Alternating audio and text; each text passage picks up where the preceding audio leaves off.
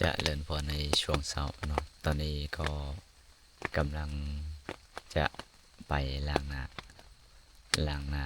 แปรงฟันแล้วก็ออกสู่ร้านทำเดี๋ยวมาเบิ่งเมื่อคืนนี่นอนนี่ฝนตกเมื่อคืน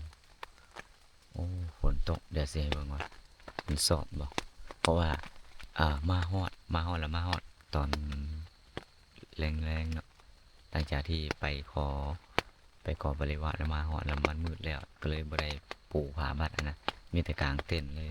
กางเต็นท์แล้วบัดนี้ตอนกลางคืนนี่ฝนตกญาติโยมฝนตกนี่อันนี้คือที่นอนของครูบาเองอันนี้เป็นสังฆติแต่ว่าเอามาเฮ็ดหมอนอันนี้จะเป็นผ้าอเนกประสงค์ที่ใส่คลุมศีรษะหรือว่าผ้าเช็ดตัวมันยังก็เฮ็ดได้อันนี้เป็นผ้าสบงเอามาเฮ็ดหมอนอันนี้คือผ้าบัดจริงๆนี่ต้องกางเทิงๆนะต้องกางเทิงๆหลังจากนี้เนาะสิออกไปล้างหน้าแล้วก็ออกไปสู่ลานธรรมเลยสิออกไปสู่ลานธรรมไปธัมโมสุปฏิปันโนยัสสะภะคะวะโตสาวกสังฆะอะระหังสัมมาสัมพุทโธภะคะวะพุ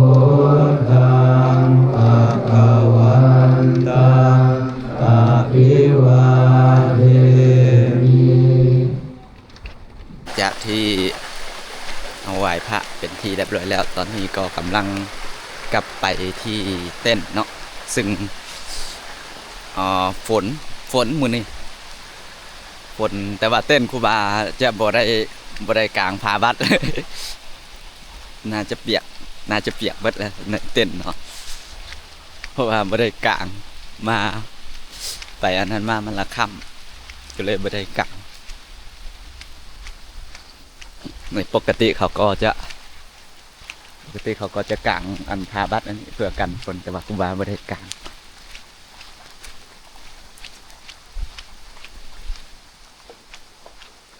บรรยากาศอยู่กลางป่าน่าจะเปียกเบิดเลยมื้อนี้คันแดดออกละสิได้ลื้อออกมาตากมันอย่างเรียบร้อยแต่จังเฮ็ด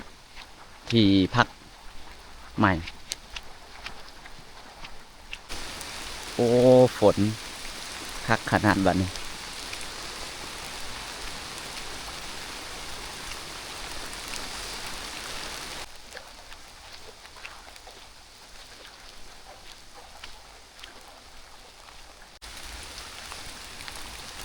ได้ขนาดอยู่นี่โอ้ยังบ่ทันได้กลางอันนั้นซ้ำเนาะโดยพอดีฝนพอดก็เลยอยู่ฝนโอ้เดี๋ยวขอบใจหลายๆขนาดเดี๋ยวเขาจะไปหาเบิ่งกันผ่าตังเนาะโดยให้มันเปียกทุกวันเขาจะไปหา นี่เต้นของผู้ว่าเองอันนี้ก็คือบ่ได้กลาง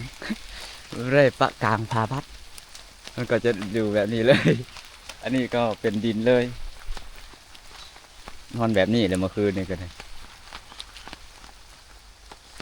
ฝนตกตั้งแต่เมื่อคืนนี่นอนแบบนี้เลย อันนี้บอนพัก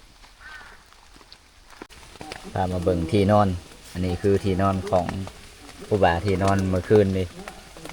เปียกเบิดนี่อันนี้ก็เปียกเบิดหน้ามันซึมเข้าอันนี้ก็เปียกเบิดเลยถุงอันนี้พาปูนั่งเปียกเบิดเลยมีแต่น้ำเลยอ๋ออันนี้ก็เปลือกแต่ว่าเอาไว้อยู่เทิงบาทก็ยังไข่เปียกก็ยังไข่มันไว้ตรงนี้อันนี้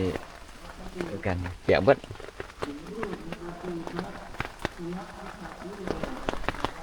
มื้อนี้นี่อันถ้าว่าฝนเบิดมื้อนี่ก็สิได้นั่งอยู่จังซี่ นั่งได้แต่ว่านอนบ่ได้มันเปียกมีแต่นั่งได้อย่างเดียวคันถามว่าเบิ่งช่วงแรงๆคันถามมันเอาวเอื้อนนี่ยังใครยังเอาออกมาพึ่งมันยังได้เนาะคันถามมันยังฝนนี่ก็ถือว่าได้นั่งแบบนี้